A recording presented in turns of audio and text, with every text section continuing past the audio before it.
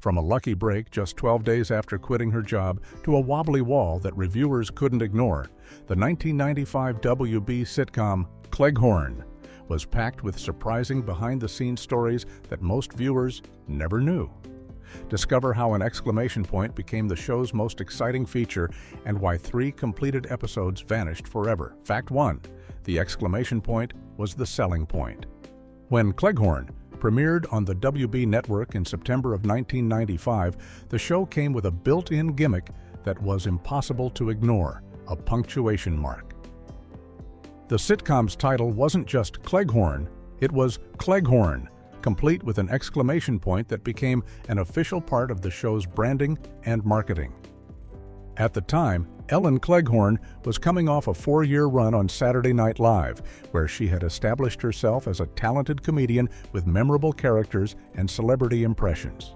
The WB network, which had just launched earlier that year, was betting big on her star power to help establish their new lineup of original programming. But when the critics got their first look at the show, they had some interesting observations. Variety's review from September of 1995 included a particularly revealing line that has since become part of the show's legacy. The reviewer actually wrote that the exclamation point was the most exciting aspect of the show, essentially suggesting that the punctuation mark in the title was more memorable and noteworthy than anything happening in the actual episodes. This wasn't meant as a compliment. It was the reviewer's way of saying that despite Ellen Cleghorne's personality and comedic talent, the show itself felt generic and uninspired. The fact that the most distinctive thing about the series was its punctuation spoke volumes about how the sitcom was perceived by critics right from the start. It was a harsh assessment, especially for a brand new show trying to find its footing on a brand new network, and it foreshadowed the struggles Cleghorne would face during its brief run on television. Fact 2. First batch of WB programming.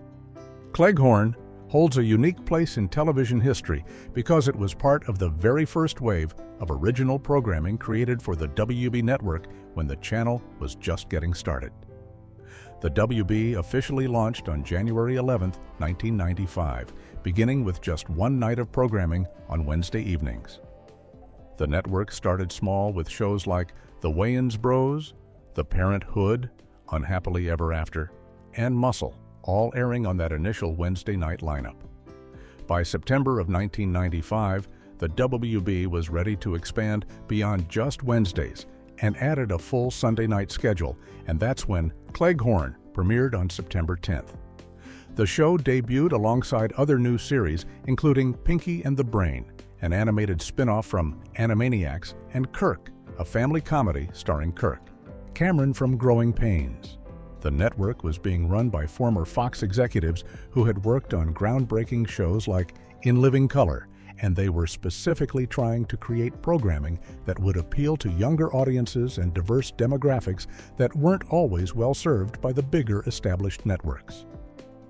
Cleghorne was positioned as part of this brand new television experiment, which meant the show didn't just have to prove itself as a sitcom, it was also helping to establish what the WB would become as a network. Being part of the inaugural programming lineup meant Cleghorne was literally there at the beginning, trying to help build an audience for a channel that most viewers hadn't even heard of yet.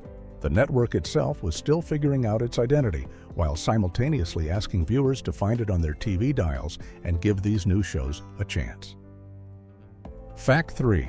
From legal secretary to TV star Sherri Shepherd's journey to landing her role on Cleghorne is the kind of story that sounds almost too perfectly timed to be true, but it really happened exactly this way. In 1995, Shepherd had been working as a legal secretary in Beverly Hills while doing stand-up comedy at night, trying to break into the entertainment industry.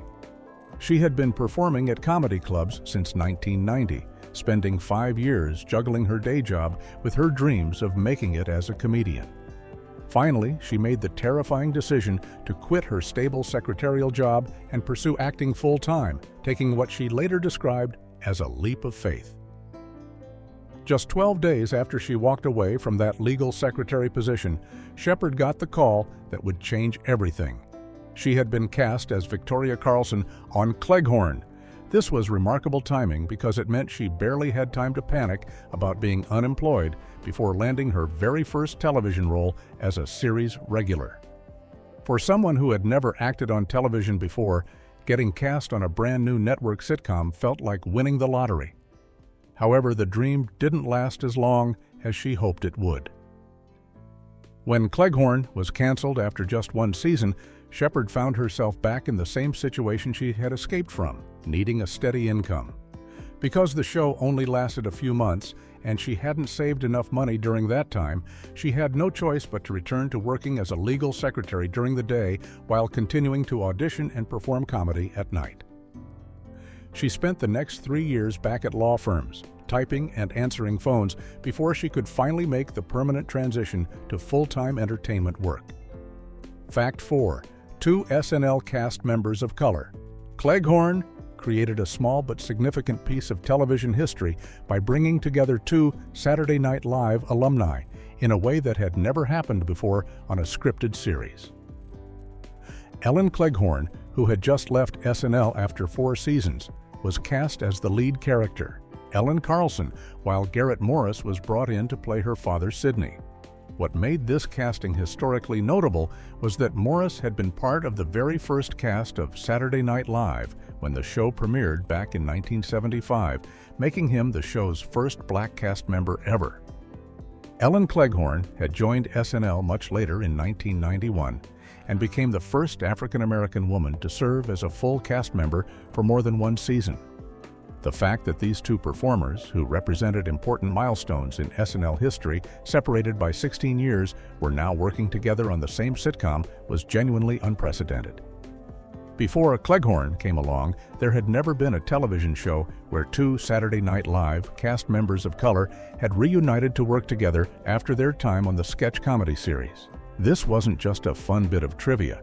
It reflected the broader reality that there simply hadn't been many cast members of color on SNL throughout its history up to that point, which meant opportunities for this kind of reunion were extremely rare. The show gave Morris and Cleghorne the chance to build on their shared SNL legacy while creating something new together, even though the series itself didn't last long enough to fully explore that dynamic. Their on-screen relationship as father and daughter represented a unique connection between 2 different eras of late-night comedy history. Fact 5. Reviewers noticed the production error. Sometimes production mistakes make it onto television screens without anyone noticing until it's too late.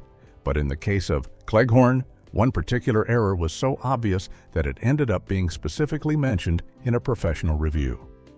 When Variety published their critique of the show in September of 1995, the reviewer took note of something that probably should have been fixed before the episode aired. There was a wall on one of the sets that visibly wobbled during filming. The review actually included the phrase, "Aside from a noticeably wobbly wall on one set, show looks okay," which is a polite way of saying the production values weren't quite up to standard. For context, sitcoms are typically filmed on sound stages with constructed sets that are meant to look like real apartments, offices, or houses, and these walls are supposed to stay firmly in place no matter what's happening in the scene. When a wall wobbles or shakes, it breaks the illusion that viewers are watching events unfold in an actual location rather than on a television set. The fact that this wobbling was noticeable enough for a professional television critic to call it out in a national trade publication suggests it must have been pretty distracting. This kind of detail normally gets caught and corrected during filming or editing, but somehow it made it into the final cut that aired on the WB. The wobbly wall became part of the show's permanent record, documented in Variety's archives as one of the production quirks that defined Cleghorne during its brief time on the air.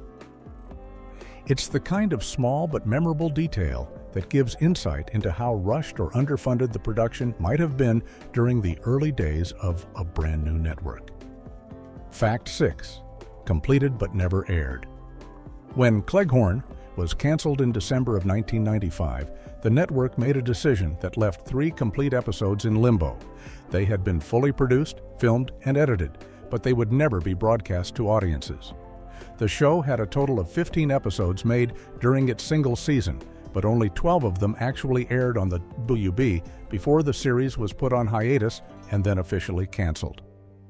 This means there are 3 finished episodes of Cleghorne sitting in a vault somewhere that the general public has never seen and almost certainly never will.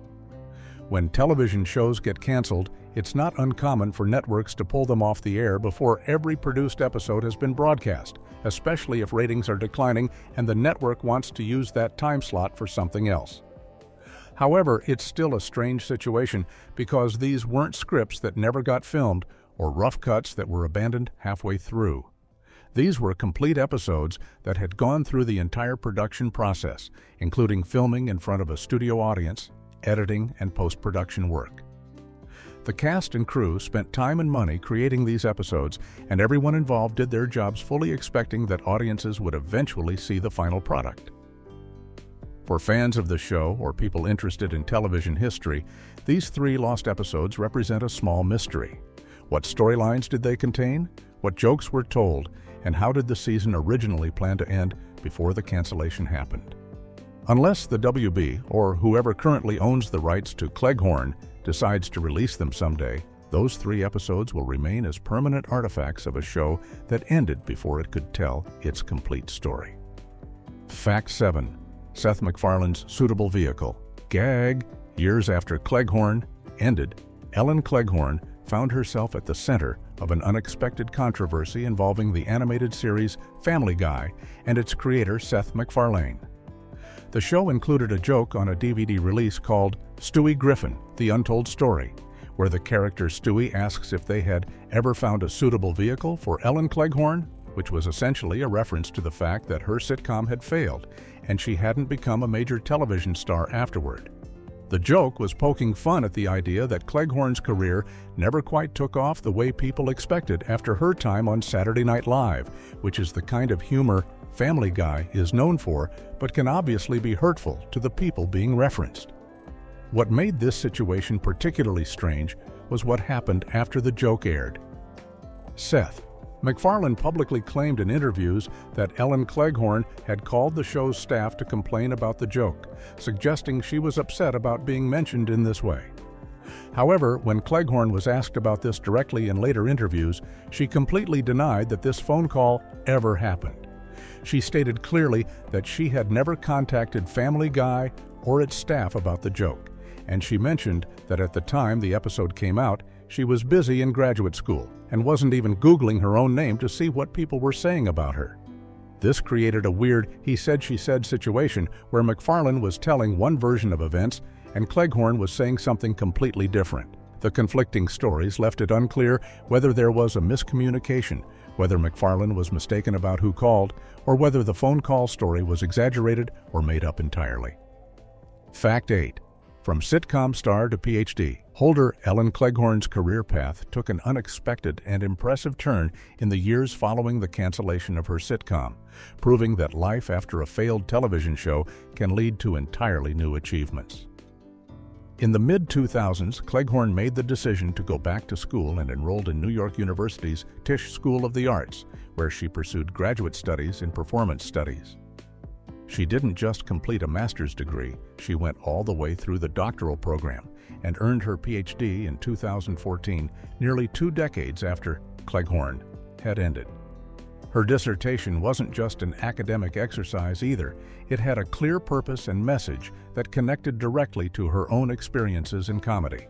Cleghorne's doctoral research focused on what she described as creating a manifesto for a Black women's comedy art movement, arguing that Black women in comedy needed to take responsibility for forming and creating their own spaces for humor narratives rather than waiting for others to provide opportunities. In interviews around the time of her SNL 40th anniversary appearance in 2015, she explained that her years of graduate work had been dedicated to examining the social context of African American humor and advocating for what she called a revolution in how Black women's comedy was understood and supported. She later went on to teach acting and comedy theory at the New School, bringing her decades of practical experience together with her academic credentials. The PhD represented a complete reinvention of her career, transforming her from a performer who had experienced setbacks into an educator and scholar who could analyze and teach others about the art form she had practiced for so many years. Fact 9. Original cast member playing Dad. Garrett Morris brought genuine Saturday Night Live history to Cleghorne because he wasn't just any former cast member. He was part of the very first group of performers who launched the show back in 1975. When SNL premiered on October 11th of that year with producer Lorne Michaels at the helm, Morris was there on opening night alongside legendary comedians like Chevy Chase, John Belushi, Gilda Radner, and Dan Aykroyd as part of what became known as the Not Ready for Primetime Players. What made Morris's presence on that original cast particularly significant was that he was the show's very first black cast member, breaking ground on a program that would become one of the most influential comedy platforms in television history. Morris stayed with Saturday Night Live for 5 full seasons, from 1975 through 1980, making him one of the longest-tenured members of that original group. By the time he was cast as Sidney Carlson on Cleghorne in 1995, he had been working in television and film for 20 years since leaving SNL, appearing in shows like The Jeffersons, Martin, and most notably as Uncle Junior on The Jamie Foxx Show. At 38 years old when SNL started, Morris had been the eldest member of that first cast, and by the time Cleghorne came around, he was in his late 50s, bringing both comedy experience and a sense of gravitas to the role of Ellen's father. His casting wasn't just about finding someone funny to play the dad, it was about bringing in someone who represented the foundation of the same comedy institution that had launched Ellen Cleghorne's career 2 decades later. Fact 10. The character's name was personal. When the writers of Cleghorne were developing Ellen Cleghorne's character as a single mother raising a young daughter, they made a choice that added a deeply personal element to the show. They named the fictional daughter Akilah, which was the exact same name as Ellen Cleghorne's real-life daughter.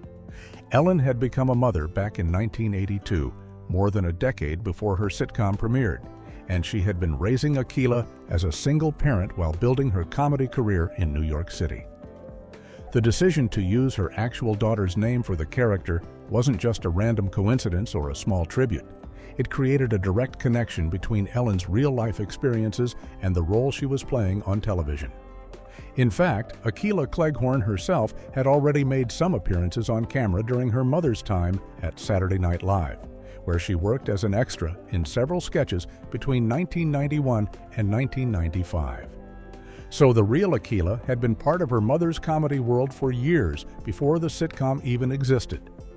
On Cleghorne, the fictional daughter Akilah was played by young actress Sarita Monet Bickelman, but the character's personality, storylines, and relationship with her television mother likely drew from Ellen's actual experiences raising her own daughter in New York. The show's premise about a single mom trying to balance running a business, dealing with family, and raising a 9-year-old daughter mirrored aspects of Ellen's own life in ways that went beyond just borrowing her daughter's name. It suggested that Ellen was drawing from genuine maternal experiences to inform her performance, even if the specific situations on the show were fictional. Fact 11. Hiatus became permanent cancellation. Cleghorne had an extremely short run on the WB, with a lifespan that can be measured precisely from its premiere to its final broadcast. The show first aired on September 10, 1995, debuting as part of the WB's new Sunday night lineup, and it managed to stay on the air for exactly 3 months before everything came to an end. The 12th and final episode that actually made it to television aired on December 17, 1995, which meant the entire broadcast run of the series lasted just over 14 weeks from start to finish. After that December episode, the network announced that Cleghorne was being put on hiatus, which is television industry language for "we're pulling this show off the schedule temporarily," but often ends up being a polite way of canceling something without immediately saying so. In this case, the hiatus became permanent, and the show never returned to the WB's schedule. The network quietly canceled the series without any big announcement or fanfare, leaving Cleghorne as one of the shortest-lived programs in the WB's history. To put this in perspective, many sitcoms that are considered failures still manage to air at least a full season of 22 episodes or spend an entire television season on the air before being canceled. Cleghorne didn't even make it to the traditional winter break point that most shows reach in late December or early January. The 12-episode run meant that viewers who had started watching from the beginning in September barely had time to get invested in the characters and their stories before the show disappeared from their television screens completely, becoming just another footnote in the history of network television experiments that didn't work out. Fact 12. From first acting job to homeless. The cancellation of Cleghorne had devastating consequences for Sherri Shepherd that went far beyond just losing her first television job. It triggered a financial crisis that left her without a home for an entire year. When the show ended, after only one season, Shepherd found herself in a situation that many aspiring actors fear but rarely talk about publicly. She had quit her stable legal secretary job to take the role on Cleghorne, and hadn't saved up enough money during the show's brief run to sustain herself once the paychecks stopped coming. The financial collapse happened quickly and completely. Shepherd lost her apartment because she couldn't pay rent without a steady income, and her car was repossessed by the bank, leaving her without transportation in Los Angeles, where having a car is practically essential for getting to auditions and meetings. For the next 12 months, she was effectively homeless, moving from couch to couch and relying on the generosity of friends who let her stay with them temporarily. In a later interview with Ebony magazine in 2018, Shepherd spoke candidly about this period, explaining that she had experienced what seemed like a big break with her first television role, only to have it canceled and find herself sleeping on everybody's couch. She described it as a harsh lesson about how uncertain the entertainment business can be, where you can be working one day and completely out of work the next without any safety net. The experience showed the dark side of what had initially seemed like a dream come true, landing a series regular role on a network sitcom, but having it disappear so quickly that it left her worse off than before she got the job. Fact 13. Star's honest career reflection. In the years following the cancellation of Cleghorne, Ellen Cleghorne engaged in some remarkably honest self-reflection about why her sitcom didn't succeed, and her conclusions were refreshingly candid about her own shortcomings at the time. Rather than blaming the network, the writers, or bad timing, Cleghorne acknowledged that she personally wasn't prepared for the responsibility of carrying her own television series. In interviews, she specifically said, "I don't think I was ready," when discussing the show's failure, which is not something many performers are willing to admit publicly about their own projects. She went into more detail about what she meant by not being ready, explaining that the problem wasn't her performing ability or comedic talent. It was her lack of confidence in the creative decision-making process that comes with being the star and namesake of a show. Cleghorne said she didn't feel strong enough at that point in her career to assert herself when it came to the writing and direction of the series, admitting she couldn't confidently say, "I can write, this is what I do," or push back on the producers and tell them, "No, this does not work, this works better." What she was describing was the kind of creative authority that successful sitcom stars often need to have, where they can shape their shows and fight for what makes the program better, even when it means disagreeing with network executives or showrunners. Without that confidence and willingness to take control, Cleghorne felt she had let the show become something generic, rather than something that truly showcased her unique comedic voice and perspective, which ultimately contributed to why Cleghorne failed to connect with audiences. Fact 14. Rare moment of network diversity. Despite its short run and ultimate failure, Cleghorne holds a place in television history that goes beyond just being another canceled sitcom, and media analysts have recognized its significance in the broader context of representation on television. Slate magazine, looking back at the show years later, described it as being part of a specific chapter in television history that represented something unusual for the mid-1990s, a rare moment when Black audience demographics were actually taken seriously by television networks and advertisers. This assessment highlights that Cleghorne existed during a brief period when major networks were actively trying to create programming that appealed to African American viewers, rather than just assuming that all successful shows needed to center on white families and predominantly white casts. The WB network in particular was being run by former Fox executives who had worked on groundbreaking shows like In Living Color, and they understood that there was a significant audience that had been underserved by traditional network television. Shows like Cleghorne, The Wayans Bros, The Parenthood, and Sister Sister were all part of the WB's early strategy to build an audience by offering something different from what ABC, NBC, and CBS were providing at the time. The fact that networks and advertisers were willing to invest in these shows, even if they didn't all succeed in the ratings, represented a shift in how the television industry thought about who was watching and what kinds of stories deserved to be told on primetime television. Cleghorne may not have lasted long, but it was part of a larger movement that was trying to change what American television looked like. Fact 15. Creators from The Simpsons universe.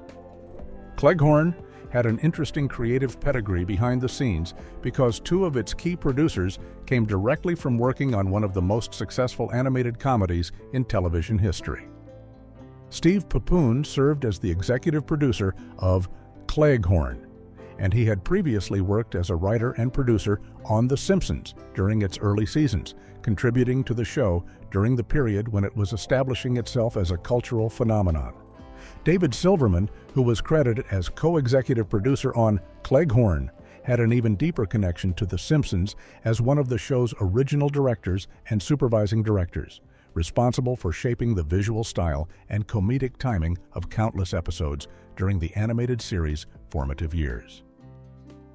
The third credited creator, Steven Sustarsic, rounded out the production team as another co-executive producer working alongside Silverman. Having creators with this kind of background in animation was somewhat unusual for a traditional live-action sitcom, and it raised questions about whether their experience with the fast-paced, joke-heavy style of The Simpsons would translate effectively to a multi-camera sitcom filmed in front of a studio audience.